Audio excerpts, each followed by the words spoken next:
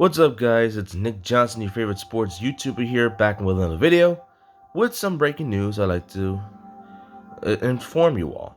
Now, pardon me, because I had just woken up to these news, and I'm just still trying to shake out the loose because I stayed at work for like, God knows how long, for like 11 hours. So, pardon me if I sound rugged and whatnot, but I literally woke up. Especially to this breaking news in the NFL. When I got word that the Detroit Lions, coming off of heels of a Thanksgiving blowout loss at the hands of the Houston Texans, have just fired both head coach Matt Patricia and general manager Bob Quinn of their duties in the Lions organization. Now, this was a move that was bound to happen, especially in the case of Matt Patricia, considering how terrible he has been in Detroit for the last several seasons, since he took the head coaching job for the Lions back in 2018 after 2 decades of work under the New England Patriots organization, and mostly in this past decade where he served as Bill Belichick's defensive coordinator. And throughout the years, his start as a defensive coordinator was uneventful, as New England had one of the worst defenses in the league, but then over time, rebuilding, it improved to becoming one of the best defenses in the league, including 3 Super Bowl wins at his helm, calling plays on defense. And after the Patriots lost Super Bowl 52 to the Philadelphia Eagles, Matt Patricia got the head coaching gig in Detroit, hoping he can turn the franchise's fortunes around because they haven't had any relatives of success since the days of Barry Sanders back in the 90s. So, yeah. And of course, they had a little bit of success under Matthew Stafford and Calvin Johnson, but that was like 2 different playoff appearances under their helm. So, now, since then, it's been really uneventful. Patricia in his first season finished 6-10 in Detroit. Many people talking about the bright future that he has, a Belichick way, with the fact that at the same time they had Bob Quinn. Now, Bob Quinn spent like 2 different decades himself as a member of the Patriots organization, especially in the front office role, where he was first off as a scout, and then promoted up the ranks as a director of player personnel and pro scouting. He has a knack for developing and finding great talent in the draft and free agency and whatnot.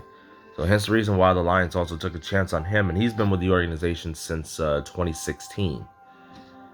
After the Patriots lost in the 2015 AFC title game to the Denver Broncos, who went on to win the Super Bowl, the Lions hired Quinn to be their new general manager, hopefully to install the copy of what was known as the Patriot Way in Detroit, And throughout the years, we've seen players and coaches who served under Bill Belichick in New England go on to have head coaching gigs and certain jobs around the league as general managers and whatnot. And they don't always tend to work out well in a way.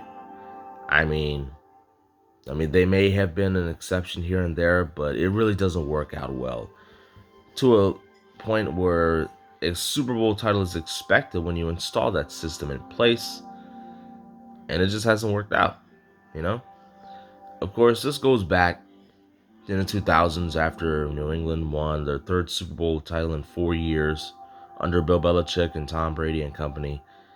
Charlie Weis and Romeo Crennel, an offensive coordinator and defensive coordinator, long time for New England for several years, were going to have head coaching gigs, with Weis going back to college and Romeo Crennel being hired by the Cleveland Browns as their head coach, where he would serve on them for several years. Pretty uneventful, but the one big notable season that he had that nobody wants to talk about with the Cleveland Browns is how he and the Browns finished with a record of 10-6, but still missed the playoffs. A Cleveland Browns team that was actually good that season, but still missed the playoffs. Crennel was coaching that squad, and that was about it. That was the only good season that the Browns have had since their last playoff appearance in 2002. And right now, they're still having a good season, surprisingly still, and maybe on track to make the playoffs themselves. But that's a story for another time. Of course, after a long time, they would fire Cornell because it was still uneventful, and they still haven't been able to make the playoffs or make a deep playoff run. You know what I'm saying? And of course, Josh McDaniels, former offensive coordinator in New England, he took a coaching gig with the Denver Broncos 2 decades ago, and what was it, in 2009? They had a hot start, going 6-2 before collapsing the rest of the way to finish 8-8 and miss the playoffs entirely. Especially after a big win over Belichick in New England, that's when they fell apart real bad. Oh my goodness! Please excuse me. So yeah, that didn't work out so well. They never made the playoffs under McDaniels, and he got fired midway in or near the end towards the 2010 season after a certain incident that he violated league protocol with. Then there's Thomas Dimitroff, who served like almost a decade, if not a full decade, as the general manager with the Atlanta Falcons. He has ties with the New England Patriots organization himself, their personnel, and all that. And of course, he made like some great draft picks, like Julio Jones leading the way, like Calvin Ridley, Keanu Neal, like great draft picks. I mean, the Takaris McKinley one is kind of a head scratcher now, considering the situation where he's at right now. He had a full decade of experience in Atlanta to boost up his resume. And of course, he, along with Dan Quinn, would take Atlanta to the Super Bowl in Super Bowl 51, where they historically blew a 25-point lead and lost in overtime to New England, of all people. And that was just about it, and everything just collapsed the rest of the way. And now, Bob Quinn and Matt Patricia being the latest casualty, an example of how the Patriot Way doesn't always work in the NFL across the league. I mean, even after you served under Bill Belichick, you gotta be fluent with your work. And so far, it really hasn't worked. I mean, you can say the only closest exception that you can think of that right now is Mike Vrabel, who's now the head coach of the Tennessee Titans. For those of you who don't remember Mike Vrabel, especially Patriot fans, if you do remember him, God bless you. If you don't, here it is. Mike Vrabel was a former outside linebacker for the New England Patriots for almost the entire decade of the 2000s.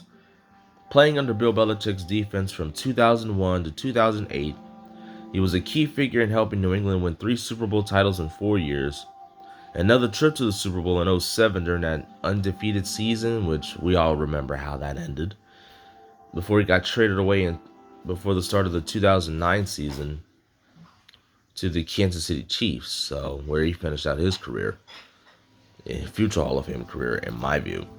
But Vrabel was instrumental in arguably one of the best defenses and elite defense that Bill Belichick has ever coached in New England. Especially the 2003 defense where he led the team with 10 sacks, 11, maybe. So that's how dominant and fluent Mike Vrabel was. And of course, he served a linebackers coach in Houston, and he was there for a couple playoff runs before taking a head coaching gig in Tennessee. And it so far has been working fluently, because the Titans last season made it all the way to the AFC title game as a wild card team, where of course they lost to Kansas City, who were going to win the Super Bowl. Of course, along that way, the trip to the AFC title game, they beat us in the wild card round, the Patriots, in the wild card round. Can't remember the last time a former Belichick disciple or player has beaten Belichick in the playoffs. And it's rare. You hardly ever see a former player or a former coach under Bill Belichick beat him in the playoffs. And that's a historic feat. Of course, they made it all the way to the AFC title game, the AFC championship game, as I just said. This season, they're starting really hot, and they're in a prime position to win the AFC South division for the first time in what feels like a decade or two. You know what I'm saying?